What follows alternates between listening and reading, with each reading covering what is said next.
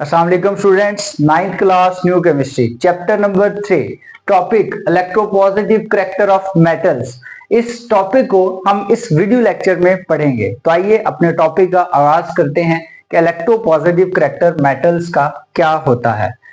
देखिए स्टूडेंट्स, आम तौर पे मेटल्स की ये सलाहियत होती है कि वो इलेक्ट्रॉन लूज करते हैं। अब देखें, कुछ मेटल्स एक इलेक्ट्रॉन लूज करते हैं, कुछ मेटल्स दो इलेक्ट्रॉन लूज करते हैं और कुछ मेटल्स तीन इलेक्ट्रॉन लूज करते हैं। डिपेंड करता है कि उन मेटल्स का ताल्लुक किस ग्रुप से है। तो मेटल की ये जो सलाहियत है इलेक्ट्रॉन लूज करने की, इसको कहते हैं इलेक्ट्रोपॉजिटिव करैक्टर ऑफ मेटल्स। अब देखें, मेटल्स ने जब भी इलेक्ट्रॉन लूज करने हैं तो इसने बनाने हैं केटाइंस, पॉजिटिवली चार्ज आइंस। उन आइंस को बोलते हैं केटाइंस। और ये जो प्रॉपर्टी है मेटल्स की, इस प्रॉपर्टी को बोलते हैं इलेक्ट्रोपॉजिटिविटी, या इसे बोलते हैं इलेक्ट्रोपॉजिटिव करैक्टर ऑफ मेटल्स। तो आइए इस डेफिनेशन को बुक के अकॉर्डिंग सीखते हैं। Metals generally have a tendency to lose electrons to form positive ions called cations। देखें, मेटल की आम तौर पे सलाहियत है कि वो इलेक्ट्रॉन लूज करते हैं और पॉजिटिव आइंस बनाते हैं। उन पॉजिटिव आइंस को हम बोलते हैं केटाइंस। मिसाल के तौर पे मैं आपको मिसाल देता हूं। सोडियम है, सोडियम एक इलेक्ट्रॉन लूज करता है। जब सोडियम इलेक्ट्रॉन लूज करता है तो इसके ऊपर प्लस चार्ज आ जाता है, तो ये Na पॉजिटिव प्लस 1 इलेक्ट्रॉन। अब देखें, ये पॉजिटिव आयन बना, इस पॉजिटिव आयन को बोलेंगे केटाइन। तो देखो, मेटल की सलाहियत है कि इसने इलेक्ट्रॉन लूज करना है और पॉजिटिव आयन बनाना है। उस पॉजिटिव आयन को हम क्या बोलेंगे? केटाइन। ये जो प्रॉपर्टी है, इस प्रॉपर्टी को कहते हैं इलेक्ट्रोपॉजिटिव करैक्टर ऑफ मेटल। यानी कि ये जो प्रॉपर्टी है मेटल की, इसे बोलते हैं इलेक्ट्रोपॉजिटिव करैक्टर ऑफ मेटल। ठीक हो गया। अब स्टूडेंट्स देखें, आपने ये तो सीख लिया कि इलेक्ट्रोपॉजिटिव करैक्टर क्या है मेटल्स का। इस प्रॉपर्टी का ताल्लुक है मेटल की रिएक्टिविटी के साथ, कि कोई मेटल कितना रिएक्टिव है, कितना स्पीड से रिएक्ट करता है। यानी कि देखें, इलेक्ट्रोपॉजिटिव करैक्टर जो प्रॉपर्टी है, इस प्रॉपर्टी का ताल्लुक किससे है? रिएक्टिविटी से। देखें, कोई एटम जितनी जल्दी इलेक्ट्रॉन लूज करेगा वो उतना ही जल्दी रिएक्ट भी करेगा, और कोई मेटल एटम जितना मुश्किल से इलेक्ट्रॉन लूज करेगा वो उतना ही लेस रिएक्टिव होगा। तो इसका मतलब ये हुआ कि हम पहचान सकते हैं मेटल, कौन सा मेटल जो है वो ज्यादा रिएक्टिव है और कौन सा मेटल जो है वो लेस रिएक्टिव है। ठीक है। अच्छा, अब देखना ये है कि कौन सा मेटल जो है वो ज्यादा रिएक्टिव है। वो मेटल जो इलेक्ट्रॉन आसानी से लूज कर देता है उसे हम कहते हैं कि वो ज्यादा रिएक्टिव है। देखिए, जो आसानी से इलेक्ट्रॉन लूज करेगा तो इलेक्ट्रॉन लूज करने पे क्या होगा कि पॉजिटिव आयन बन जाएगा। तो जितनी जल्दी पॉजिटिव आयन बनेगा उतना ही वो मेटल जो है वो ज्यादा रिएक्टिव तस्वर किया जाएगा। ठीक है। मिसाल के तौर पे जब हम रिएक्टिविटी की बात करते हैं तो हम पीरियोडिक टेबल में पहले देखते हैं अल्कली मेटल्स को। अल्कली मेटल्स की जब आप बात करते हैं तो अल्कली मेटल्स में ना एलिमेंट्स हैं, उन एलिमेंट्स के नाम आपको आने चाहिए। अल्कली मेटल्स में सबसे पहले हाइड्रोजन है, फिर है लिथियम, फिर है सोडियम, फिर है पोटाशियम, फिर है रुबिडियम, फिर है सीजियम, फिर है फ्रांशियम। ये सारे के सारे अल्कली मेटल्स हैं। अब इन अल्कली मेटल्स की अगर बात करें ना, तो अल्कली मेटल्स हाईली रिएक्टिव हैं। अब ये हाईली रिएक्टिव क्यों है? ये हाईली रिएक्टिव इस वजह से हैं क्योंकि ये अल्कली मेटल आसानी से अपने आउटर मोस्ट शेल में, बाहर वाले शेल में मौजूद इलेक्ट्रॉन को लूज कर देते हैं। तो मैंने पहले यही कहा है कि कोई मेटल जितनी जल्दी इलेक्ट्रॉन लूज करेगा वो उतना ही फास्ट रिएक्ट करेगा। ठीक है। तो अब देखें, अल्कली मेटल्स में से दो मेटल्स, एक मेटल सोडियम और दूसरा मेटल पोटाशियम, ये हाईली इलेक्ट्रोपॉजिटिव हैं और इनके जो रिएक्शंस हैं ये बड़ी आसानी के साथ होते हैं, यानी कि बहुत इजीली ये रिएक्ट करते हैं। ठीक है। फॉर एग्जांपल, अगर हम इन दोनों अल्कली मेटल्स की बात करें, सोडियम और पोटाशियम की, तो ये वाटर के साथ भी रिएक्ट करते हैं। जब वाटर के साथ रिएक्ट करते हैं सोडियम और पोटाशियम, तो ये बनाते हैं हाइड्रो ऑक्साइड। ठीक है। प्लस हाइड्रोजन गैस को इवॉल्व करते हैं। मिसाल के तौर पे मैं कहता हूं कि हमारे पास सोडियम मेटल है। सोडियम मेटल जो है ये रिएक्ट करता है, किसके साथ रिएक्ट करता है? वाटर के साथ रिएक्ट करता है। जब ये वाटर के साथ रिएक्ट करेगा तो ये बना देगा सोडियम हाइड्रो ऑक्साइड। यहाँ पे देखें, 2 सोडियम और 2 जो है ये 2 2 बार 4, 4 हाइड्रोजन है, 2 ऑक्सीजन है। तो 2 सोडियम जो है ये क्या करेगा, 2 ऑक्सीजन और 2 हाइड्रोजन के साथ मिलेगा और बना देगा 2 सोडियम हाइड्रोक्साइड। ठीक है, अब देखें इस जो प्रोडक्ट है इसमें 2 सोडियम मेटल एटम थे, वो दोनों के दोनों यूज हो गए हैं। हमारे पास 4 हाइड्रोजन है और 2 ऑक्सीजन है। 4 हाइड्रोजन में से 2 हाइड्रोजन यूज हो गए हैं, 2 ऑक्सीजन यूज हो गए हैं। यहाँ पे 2 हाइड्रोजन अभी बचते हैं, उसको हम H2 की फॉर्म में लिख लेंगे। तो मतलब क्या हुआ कि जब सोडियम वाटर के साथ रिएक्ट किया तो इसने क्या बनाया, हाइड्रोक्साइड, प्लस एक गैस इवॉल्व हुई, उस गैस को बोलते हैं हाइड्रोजन गैस। इसी तरह सेम जो है वो पोटाशियम रिएक्ट करेगा, सोडियम की बजाय आप लिख लें पोटाशियम। जब पोटाशियम रिएक्ट करेगा वाटर के साथ तो क्या बनेगा, 2KOH, potassium hydro oxide, plus एक गैस इवॉल्व होगी, उस गैस को बोलेंगे हाइड्रोजन गैस। तो देखिए 2 पोटाशियम, 2 ऑक्सीजन, 2 हाइड्रोजन मिले, 2KOH बना प्लस हाइड्रोजन गैस। इसी तरह जो अल्कली मेटल्स होते हैं ये हैलोजेंस के साथ रिएक्ट करते हैं। तो पहले तो आपको सीखना है कि हैलोजेंस क्या है। हैलोजेंस में आता है फ्लोरीन, हैलोजेंस में आता है क्लोरीन, हैलोजेंस में आता है ब्रोमीन, हैलोजेंस में आता है आयोडीन, हैलोजेंस में आता है एस्टाडीन।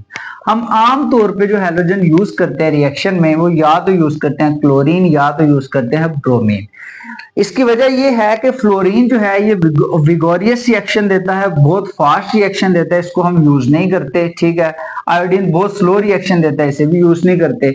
या तो हम यूज करते हैं क्लोरीन को या तो हम यूज करते हैं ब्रोमीन को। अब क्या होगा, जब अल्कली मेटल हैलोजेंस के साथ रिएक्ट करते हैं तो वो बनाते हैं हेलाइड्स। ठीक है, जैसा कि अल्कली मेटल हमारे पास आ गया सोडियम। सोडियम देखिए ये सोडियम 2Na ये रिएक्ट करता है क्लोरीन के साथ, जब क्लोरीन के साथ रिएक्ट करेगा तो ये क्या बना देगा, हेलाइड। और वो क्या बना halide, 2NaCl, 2Na plus Cl2, 2NaCl, इसे कहते हैं सोडियम क्लोराइड। और सोडियम क्लोराइड को आप हेलाइड भी बोलते हो। ठीक है, इसी तरह पोटाशियम रिएक्ट करेगा क्लोरीन के साथ तो बन जाएगा 2KCl, वो बन जाएगा पोटाशियम क्लोराइड और वो भी कहलाएगा हेलाइड। अब हम बात करते हैं कि अल्कली मेटल्स किस तरह से रिएक्ट करते हैं एसिड्स के साथ। एसिड्स में हमारे पास बेशुमार एसिड्स हैं, लाइक हाइड्रोक्लोरिक एसिड है, सल्फ्यूरिक एसिड है, नाइट्रिक एसिड है, फास्फोरिक एसिड है। लेकिन आपने चूंकि 9th क्लास के स्टूडेंट्स हैं, आपने 2-3 एसिड्स के नाम याद रखने हैं, hydrochloric acid and sulphuric acid. ठीक है, अब देखें अल्कली मेटल फर्स्ट करें, हमारे पास है सोडियम। सोडियम रिएक्ट करता है, किसके साथ रिएक्ट करता है, एसिड के साथ। एसिड क्या है, हाइड्रोक्लोरिक एसिड। अब ये बनाता क्या है, ये 2 सोडियम 2 क्लोरीन के साथ मिलेंगे और 2 NaCl बना देंगे, 2 आयनिक कंपाउंड यानी कि 2 साल्ट बना देंगे, सोडियम क्लोराइड।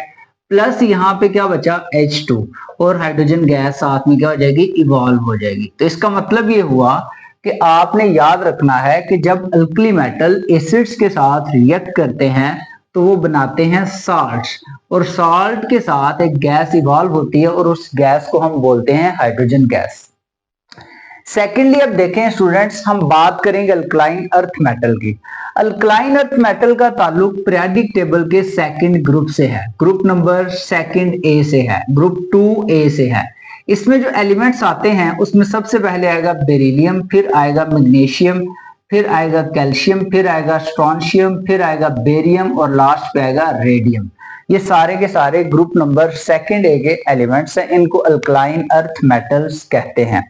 अब जब हम कंपैरिजन करते हैं अल्कली मेटल्स का और अल्कलाइन अर्थ मेटल का, तो अल्कली मेटल के आखिरी शेल में चूंकि एक इलेक्ट्रॉन होता है, ठीक है, इस वजह से ये आसानी से इलेक्ट्रॉन लूज कर देते हैं। लेकिन चूंकि अल्कलाइन अर्थ मेटल के वैलेंस शेल में 2 इलेक्ट्रॉन होते हैं तो ये इतनी आसानी से अपने इलेक्ट्रॉन लूज नहीं करते।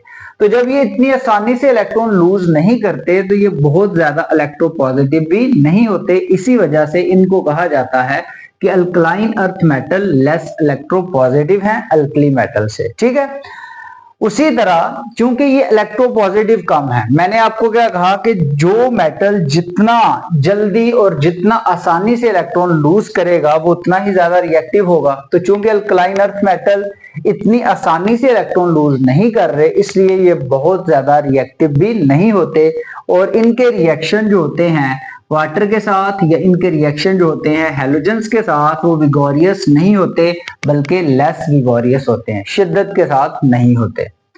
अब हम लास्ट में बात करेंगे एल्यूमिनियम की। एल्यूमिनियम का ताल्लुक पीरियोडिक टेबल के ग्रुप नंबर 3 ए के साथ है, ग्रुप 3 ए के साथ इसका ताल्लुक है।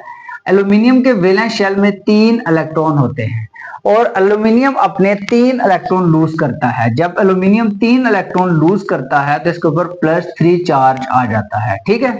तो देखें ये इस वजह से कहलाता है कि ये हाईली इलेक्ट्रोपॉजिटिव है, क्योंकि इसके वैलेंस शेल में 3 इलेक्ट्रॉन होते हैं और ये तीनों इलेक्ट्रॉन को लूज कर देता है। इस वजह से हम कंसिडर करते हैं कि एल्यूमिनियम हाईली इलेक्ट्रोपॉजिटिव है।